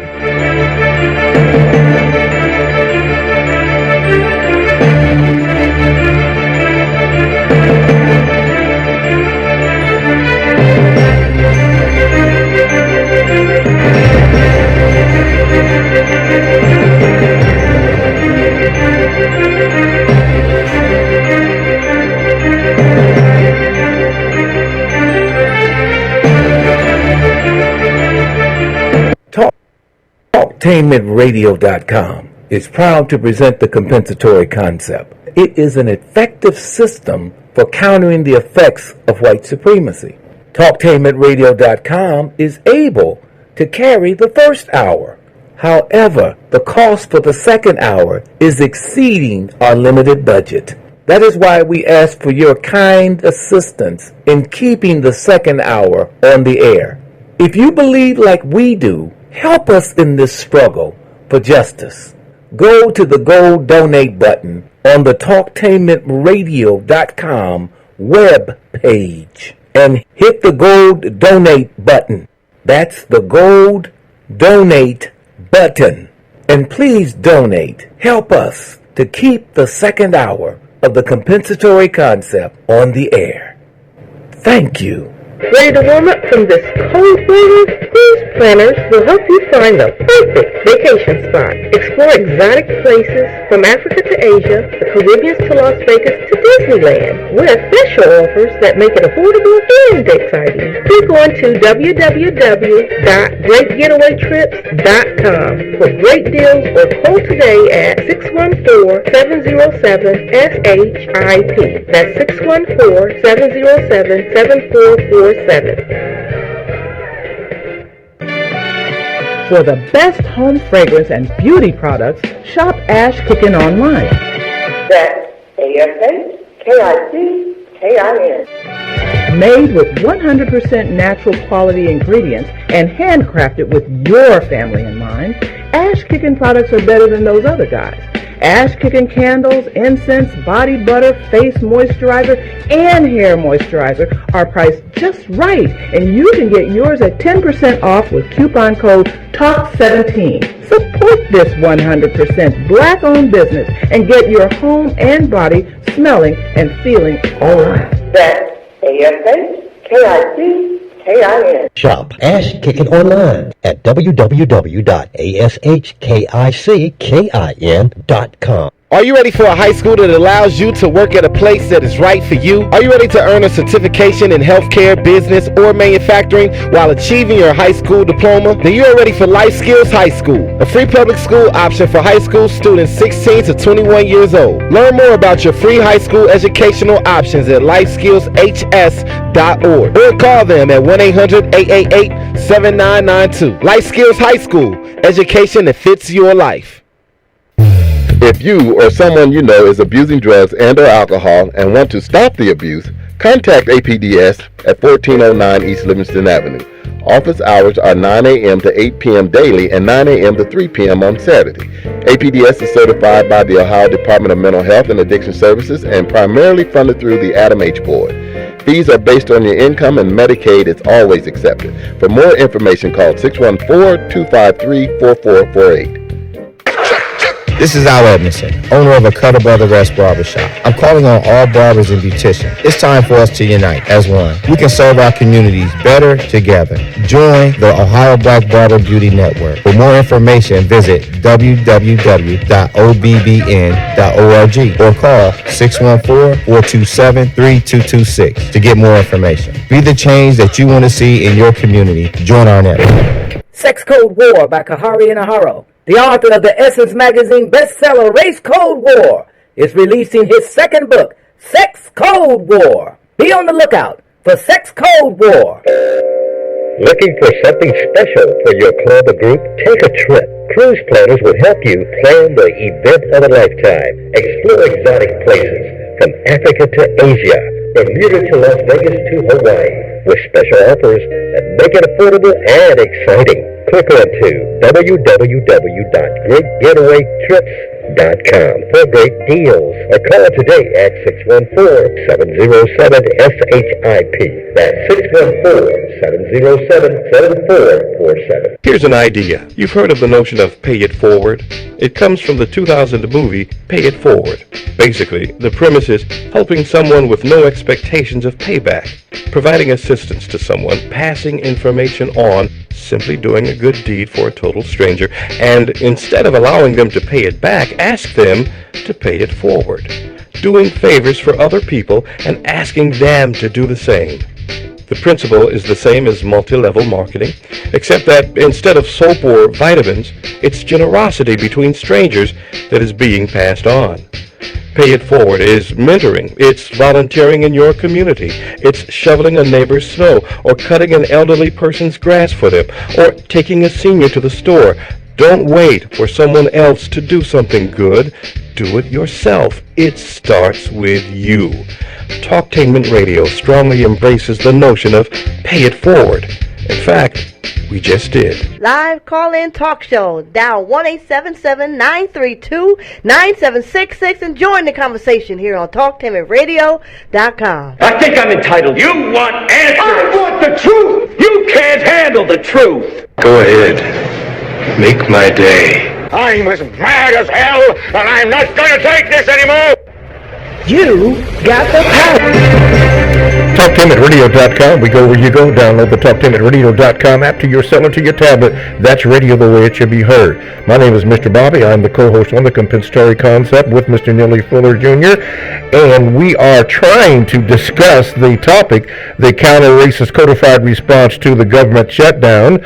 Is today's topic for the 23rd, 2019, and many people, Mr. Fuller and callers, many people want to hear Mr. Fuller's response to that, but the protocol here is when you call in, we try to get you on, we'll listen for Mr. Fuller's response, and then your Gmails. That's the way it is. That part is scripted, and that's the way that it is in answer to your request number 257, or Homeschool 257. Now, 1-877-932-9766 is the number you call. Now, let's get back to what Mr. Fuller was going to say in response to those clothes. Go ahead, Mr. Fuller, your thought. You finish your thought.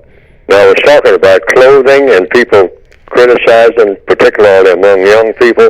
You know, somebody walks up and says, you know, hey, man, what you doing with them shoes on, man? You better get you some real shoes. And talking about maybe the logo on the shoes or the lack of one. Or it's not a certain symbol that's on the shoe. Or it's not a certain name that's on the shoe.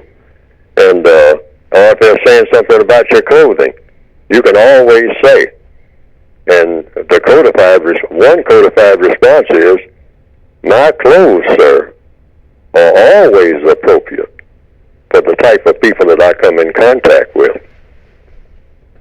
Okay. And just leave it right there. Leave it there. And then if somebody starts saying something about your style, they'll say your clothes are out of style.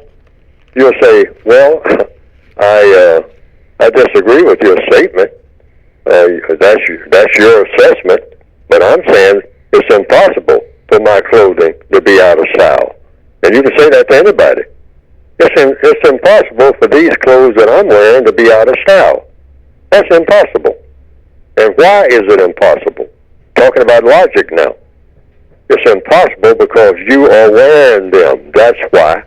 They're out of style when you take them off. When you put them back on, they're in style. The very fact that you got them on makes those clothes that you're wearing in style. And if somebody wants to keep up with the styles, follow you around because you make the style. You don't let anybody make the style for you. My clothing are always appropriate for the type of people I come in contact with. All right. Just leave it there. Leave it there. And don't say anything else. My clothes are always appropriate for the type of people I come in contact with. Okay. You got it. Okay. Now, if you got a problem with my clothes, don't come in contact with me. All right. Okay. We'll do that. Okay, Colin, now keep in mind, we're trying to get Mr. Fuller to answer the question. The counter-racist codified response to the government. But what is your question, caller? Go ahead.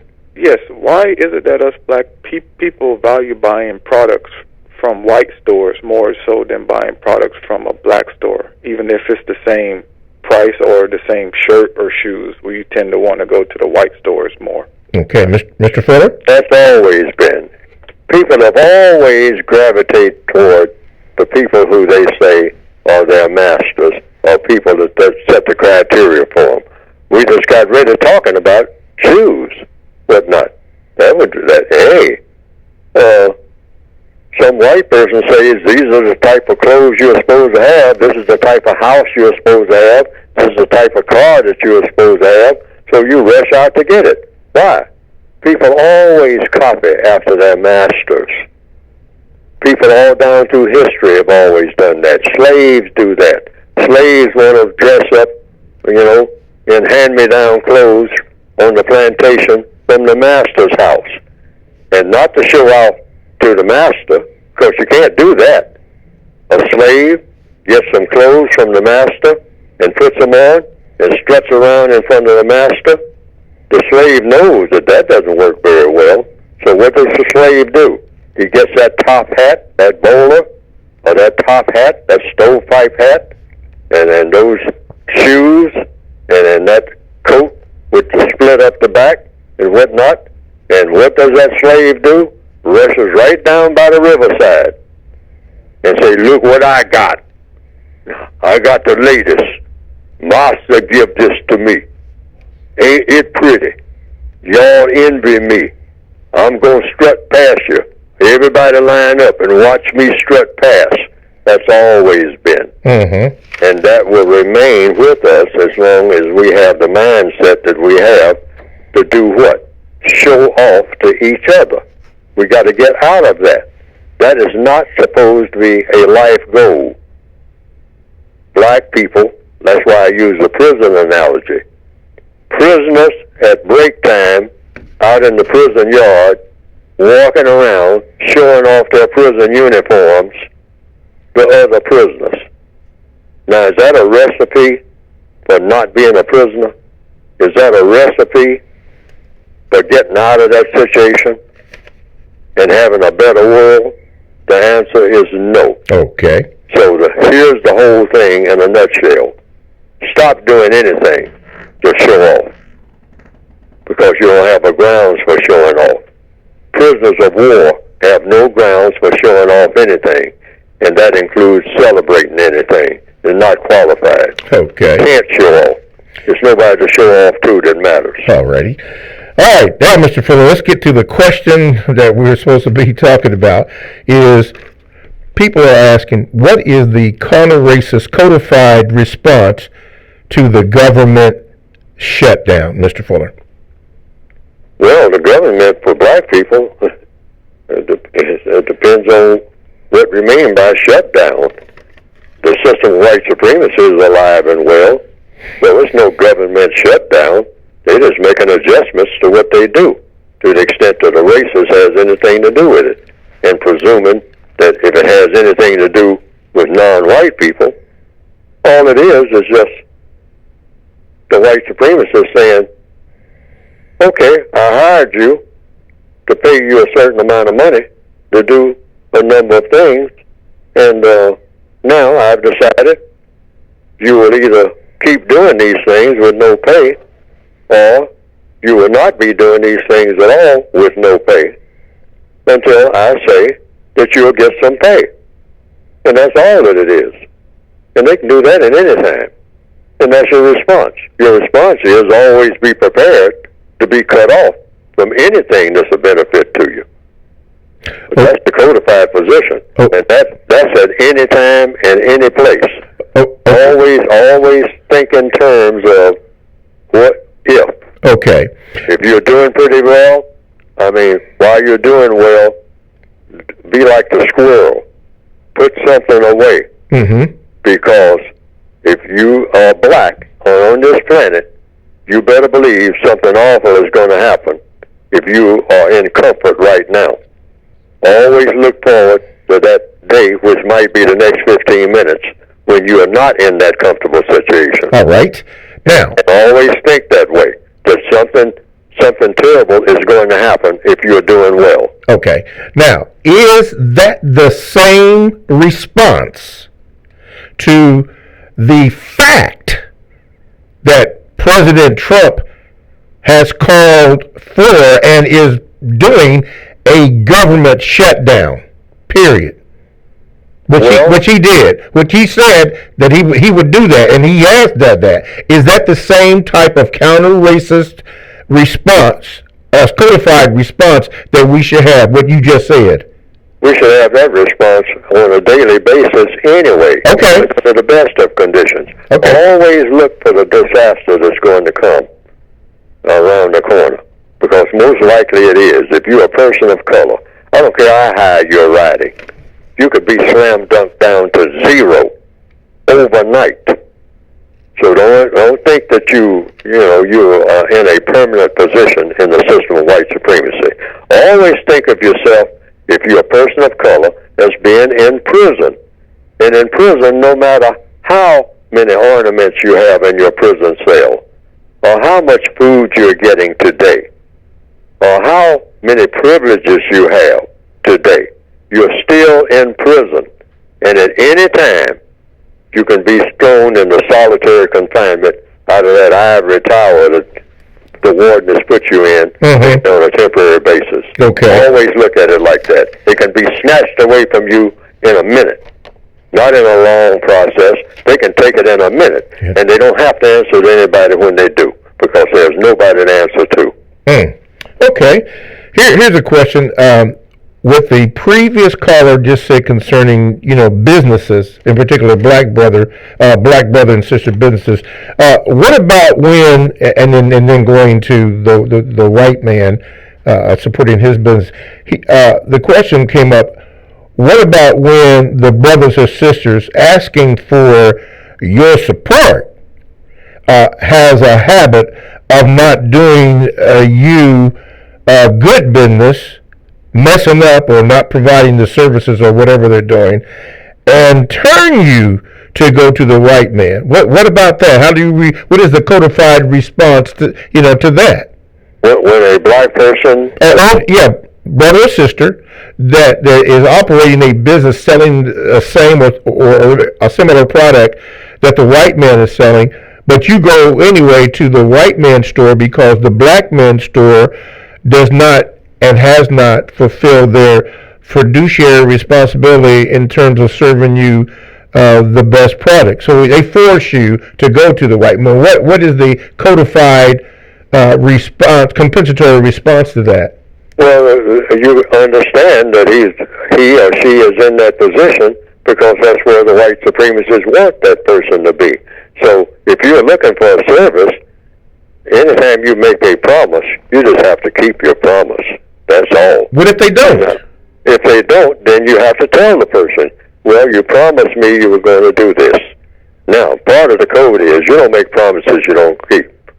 So if that black business person does not fulfill the promise, you just have to tell them. As a fellow prisoner, you said that you were going to do such and such a thing. You were going to see to it that I got a better. You work in the commissary. You were going to see to it that I got a better pillowcase and whatnot. And you promised me that that's what I was going to get. And that's not what you did. So, you didn't keep your promise. And I'm holding you to that you did not keep your promise. Don't promise anything you can't deliver, regardless of your status. Now you do that without an argument, is that correct? No, you do that without an argument. It shouldn't be an argument. You just say, well, I did promise you that, and I didn't fulfill the promise, so therefore you can just put me down as a person who didn't fulfill the promise that I made, and that's it. So I don't expect you to participate in supporting my business anymore because I do not keep my promises. That's it. I mean, hey, you make a promise, you keep it. Otherwise, don't make it. Don't say you're going to do something that you're not going to do. Okay, we know that, but I'll put it this way. Okay, I have known of businesses, black businesses, that have not fulfilled that responsibility. As a matter of fact, tried to avoid you when they knew that they had done wrong, purposely misused you and made you, especially if you're losing, $15,000 or $2,000 and they're not doing it right. That's kind of hard to walk away from, or even to not raise your voice because they did you wrong, and then you got to go to the white man to have them fix that. Absolutely. That's why the code says what? Don't loan any black person anything that you cannot afford to lose, because chances are you're going to lose it. Okay. Here's what you do. Wherever you get things from, you steer that black person toward that source and see if they can get it from that source, which will be somebody white. Because there's one thing about black people. They'll see to it that they pay white folks. All right? Yes, sir. They'll see to it. They'll find a way to pay them white folks. Yes. Why? Because they know they better. All right? But they will look at you and say, well, you black just like I am, and you can't make me pay you, so ha, ha, ha. I mean, you know, you can just whistle for your money. I mean, you shouldn't have given it to me in the first place. Now, that is exactly what a person told me years ago. A person, you know, on a business deal, a black person actually told me that, and actually said, well, what are you going to do with the money if I give it back to you anyway? As if to say, if you had the money to loan me, it means you didn't need it.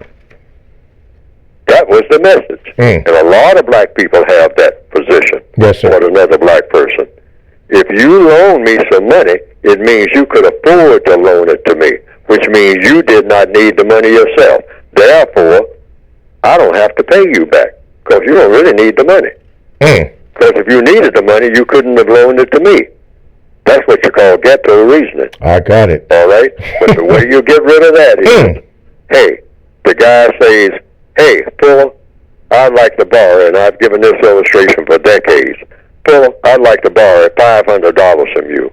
I say, well, I'm going to tell you what. I'm going to give you $100 on your problem. All right?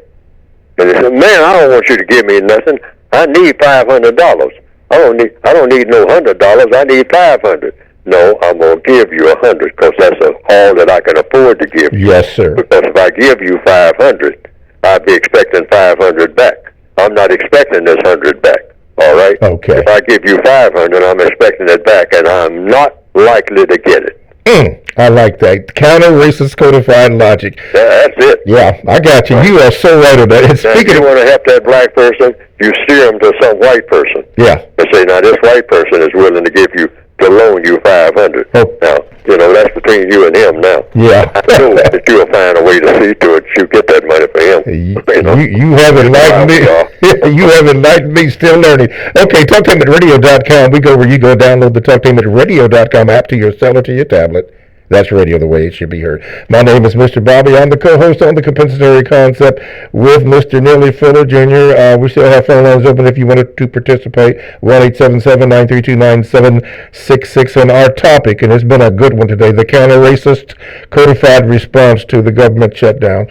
But at this particular time, and we're about 5 minutes late, Mr. Fuller, you got to talk about your book, how we can get it, and any other details. You can get the book by going to producejustice.com. Producejustice.com. And what will come up on the screen is a brief description of a book that I wrote, a revised expanded edition 2016, up from the 1984 edition, even though that's there too. Don't get the two books mixed up. You got the 1984 edition, which was the original, and the only reason it's there is because some people have requested the original. But the revised expanded edition has everything that the original is in for the most part, and it's revised and expanded because it has a lot more pages, has a lot more detailed information in it. That's the 2016 edition. And so you don't want to get those two editions confused. There's also a third volume there that's an addition, an addition to the revised expanded edition. And that's a compensatory counter-racist word guide, showing you how to use words, how not to use words, what questions to ask when other people use words, because most things are done correct or incorrect through the use of words. You use words every day. They are tools to get things done. That's what words are. Words are tools to get things done. So in order to get things done in the correct way, you want to use the correct words, the words that will help best to get it done. And you don't use other words. So you use some words in some situations, other words choose your words carefully. Just don't say anything any kind of way. The system of white supremacy has a way of using words that give the white supremacists strength in everything that they do in the use of language. As a victim of racism, you want to know how to speak and write in a way that words work for you and not against you. And that's what the word guide is for, as an addition to the basic book. But you can get the volumes by going to producejustice.com. That's producejustice.com. And they are addressed to the individual person. They're not addressed to organizations. Organizations can use the volumes, but the book is tailored to what an individual person can do each and every day in all of the areas of activity that will best work for that person. Okay. All righty. Today's topic has been January the 23rd, 2019, the counter-racist codified response to the government shutdown. And Mr. Fuller has given plenty of examples and responses to your questions, somewhat related to shutdown. And the main thing is being codified in our responses to everything, because we are in the prison system of white supremacy racism. One of the things that we've learned this particular hour is, and at least I know I've learned this, is only give away, in regards to business, only give away what you can afford to lose. I never thought about it like that, but it makes logical sense to do it, because if you can't afford to lose in this $500 or $2,000, whatever the case may be, then you really can't afford it. So you have to, as Mr. Fuller indicated, you may have to go to the white man to get whatever services that need to be done. Mr. Fuller, as we begin, we got about 2 minutes before we wrap this bad boy up today, and it's been a good one. Any other thing you want to add to that in regards to our responses in a codified way to this, since we're in this system of white supremacy racism? Yeah, that's what I meant a while ago by saying in everything we have to have a code. Otherwise, one of the 10 stops is stop squabbling among ourselves and run into the racists to settle it. I mean, if we do that, we get all these squabbles down by the riverside and then run up to the big house and master, we ain't got sense enough to settle our disputes among ourselves. So you knock our heads together. I mean, we both standing here. You grab us both, knock our heads together, and tell us what you think. And then we'll go back and do it, because that's what we're used to. We can't settle anything ourselves. We got to always run to you, because you master, and you're the only one that got any sense. We never have sense enough to do anything on our own, and that's what codification is supposed to be about. That's why I say black people should cease right this minute participating in anything that sounds like it's going to lead to an argument. No contact, no conflict. In other words, if it looks like it's going to lead to an argument, you break contact right now. You just politely say, I'll talk to you some other time. Now, you didn't say that you're not going to talk to him anymore, but now it's not the time to continue this talk. Why? Because it's escalating into something that's going to get ugly, and then both of you are going to be standing there, hat in hand, scratching your heads, shuffling your feet, and saying, Master, please knock some sense into both of our heads. All right, Mr. Fuller, I have to leave it there, but thank you, Mr. Fuller. Thank you, callers. Thank you, Gmailers. TalkTameAtRadio.com, the world's greatest radio the way it should be heard. We'll see you next week. Thank you so much for participating.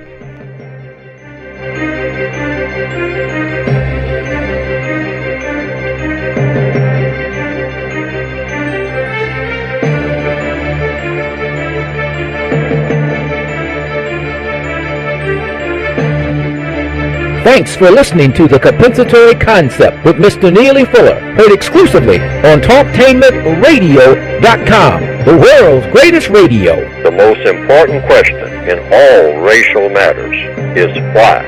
One should always ask it. Radio, the way it should be heard. You've got the power, the world's greatest radio. TalkTameAtRadio.com.